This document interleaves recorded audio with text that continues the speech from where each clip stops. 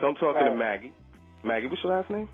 Maggie Hadleigh-West. Okay, and why are you important, and why do I know you, and why did I meet you last night? Why am I important? I'm important because my mama thinks I am. I made a movie called Player Hating a Love Story, and it's about underground hip-hop artist Half a Mill and the Garcia Criminals, the guys he runs with in the Albany Housing Project in Crown Heights.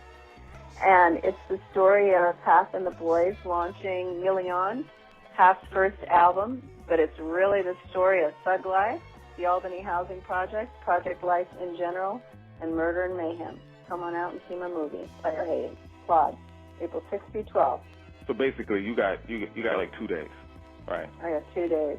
What drove you? What kind of brought you to this place to do this film? I remember you saying something about you heard a story, and you felt that something was kind of awry, wasn't right. That's true. But most more people than hear I things, but they don't necessarily take 10 years of their lives to make a film. So like, what was the driving force for that? Well, before I heard something, I had a friend that was murdered with 4 other family members, execution style in Harlem, and those murders were never solved, and nobody cared about their lives, and I knew that was bullshit. And then I was really listening to the lyrics of hip-hop music, and I was paying attention to the stories. And the media is racist, and I could really tell it was racist, and I just knew that I needed to get into the projects for myself, know what was going on, so that I could tell people that would not go there what life was like for some people. And you said, okay, I'm going to make a film about Half a Mill. No, I said I'm going to make a movie about any hip-hop artist from the project that's been signed by a record label. And Half was the person that I ended up with. And I do feel like it was divine intervention for sure. Definitely. I mean, how did you find him out of all because there are lots and lots. How did you find him? Well, I went through 8 people before I found Half. And when I finally got to him, there was somebody that had been working with him at the time. His name was Trent Bond, and he referred me to him. And so I went to a meeting, and Half was one of the very few people that could actually show up on time for a meeting, and he could sign a contract. And that was important because I needed to know that if I was going to dedicate, what I thought was going to be a year or 2 years of my life to this project, that I needed to know that I had a partner. And he was totally willing to do that. So basically what you're saying is he kind of showed and proved through his own act he was worthy of the time that you spent. Because 10 years is a long time to put into any person, and I assume that you may have had certain ideas or thoughts about people or the area, and a lot of it must have transformed actually being a part of it. At any point did you feel nervous or uncomfortable where you were in your surroundings? What was that experience like? Are you kidding? Well, first of all, let me say 2 things. Half, I'm going to be talking about Half and this movie for the rest of my life. And it is an enormous privilege to do that.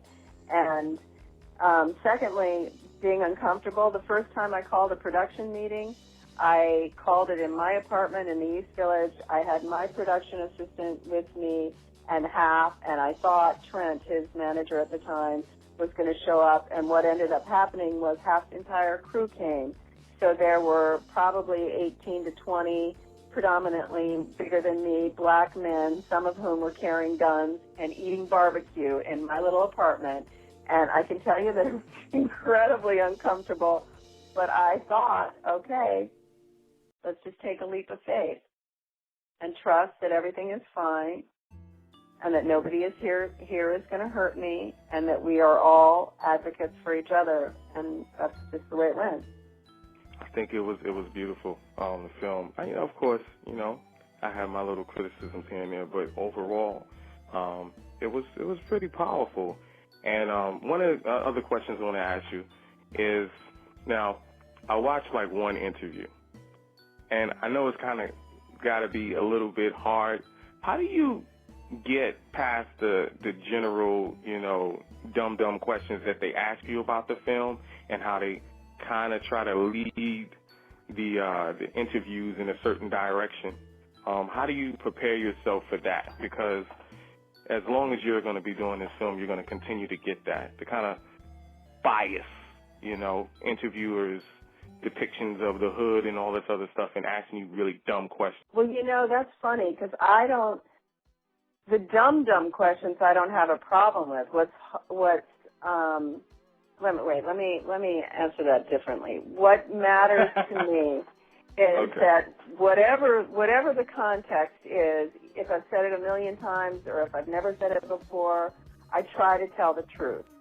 And I trust that what I'm going to say, what I'm saying is going to bleed through whatever inept or inappropriate or whatever media source it's going through, because I've had that experience before, that the audience is often smarter than the people that are interviewing you, and that they can hear and they can sense the truth. And so that's what I just sort of trust in, and I say what I have to say. Because, it must be tremendous pressure, because I watched one of the interviews and I was like, oh my goodness, how can you sit there? But you're doing it, and I appreciate it. And definitely we're going to get some folks out there. We're going to spend the next couple of days. I wish I'd have met you a month ago, creating awareness about the film.